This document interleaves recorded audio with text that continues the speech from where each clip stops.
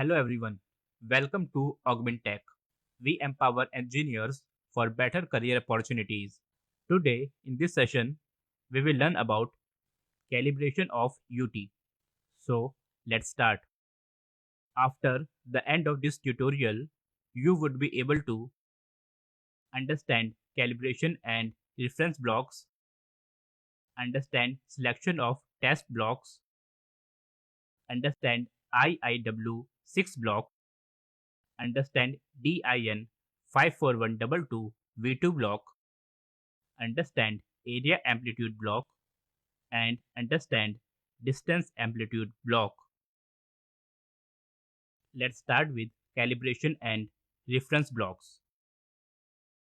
Calibration refers to the act of evaluating and adjusting the precision and accuracy of measuring equipment. It is one of the primary processes used to maintain instrument accuracy. Calibration is the process of configuring an instrument to provide a result for a sample within an acceptable range. Eliminating or minimizing factors that cause inaccurate measurement is a fundamental aspect of calibration. In ultrasonic testing, there is also a need for reference standard blocks. Reference standards are used to establish general level of consistency in measurement and to help interpret and quantify the information contained in the received signal. First, we will discuss about calibration block. The blocks used for determining the operating characteristics of the flaw detector and probes and establish reproducible test conditions are termed as calibration block, whereas the test blocks which are used to compare the height or location of the echo from a flaw in the test specimen to that from an artificial flaw in the test block used for the compare the height or location of the echo from a flaw in the test specimen to that from an artificial flaw in the test block are known as reference blocks. Reference standards are used to validate that the equipment and the setup provide similar results from one day to the next and that similar results are produced by different systems. Reference standards also help the inspector to estimate the size of flaws. Selection of test blocks. Calibration and reference standards for ultrasonic testing come in many shapes and sizes. The type of standard used is dependent on the NDE application and the form and shape of the object being evaluated. The block should be of same material as that of defect, and the reference flaw should resemble the actual flaw. It means that the material of the reference standard should be the same as the material being inspected and the artificially induced flaw should closely resemble that of the actual flaw. Now, we will look at some of the common test blocks.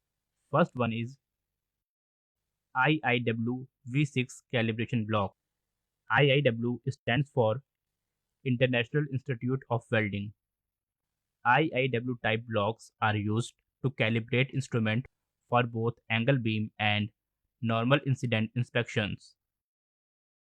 These blocks are generally used for the determination of probe index. As shown here, the probe is placed at position L on the calibration block, and a back wall echo from the 100 mm quadrant is obtained. The maximum amplitude of this back wall echo is determined by moving the probe to and fro about the position L.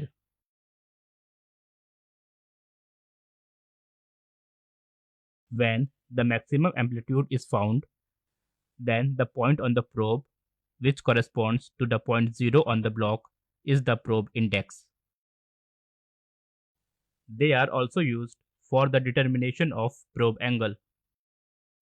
To determine the probe angle, the probe is moved to and fro according its angle either at position A 35 to 60 degree or at position B 60 to 75 degree or at C 75 to 80 degree as shown in the figure until the amplitude of the echo from the perspex insert or 1.5 mm diameter hole is maximum.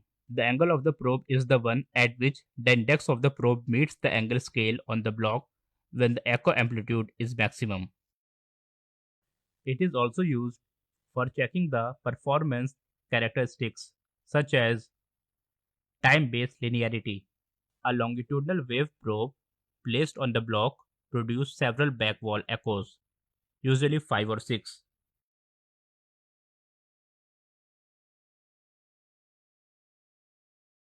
These are produced within a chosen range. For checking the linearity, two of the backwall echoes should be set to coincide with appropriate scale divisions. The position of each of the remaining echoes is then carefully noted and plotted in the way. The maximum tolerance is 1% for the range chosen. It is also used for amplifier linearity. A longitudinal wave probe is placed on the 25 mm thick side of the block and a range of 250 mm is calibrated. 10 backwall echoes from 25 mm thick side of the block are obtained. The amplitude of the nth echo, usually the one which is just outside the near field length, is set to a particular amplitude, normally 80% screen height. The amplitudes of the subsequent echoes n plus 1, n plus 2, and so on are noted. The amplitude of the nth echo is then reduced to half its original value, and the reduction in amplitudes of the subsequent echoes are noted. If they are reduced to half of their original values, then the amplifier is linear, otherwise, it is not. The maximum tolerance is 5% of full screen height is used. Moving on, next type of test block is DIN 54122 V2 block. It is a 25 mm thick small calibration block and it includes a 25 mm and 50 mm radius, 1.5 mm hole or 5 mm, engraved reference mark scales from 35 to 75 degrees. The block is generally used for the calibration of the time base. It is also used for the determination of probe index. As shown here, the probe is placed at the position on the calibration block and a backwall echo from the 25 mm quadrant or from the 50 mm quadrant is obtained.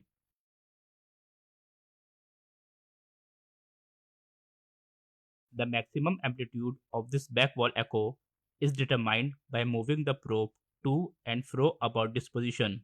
When the maximum amplitude is found, then the point on the probe, which corresponds to the point 0 on the block, is the probe index.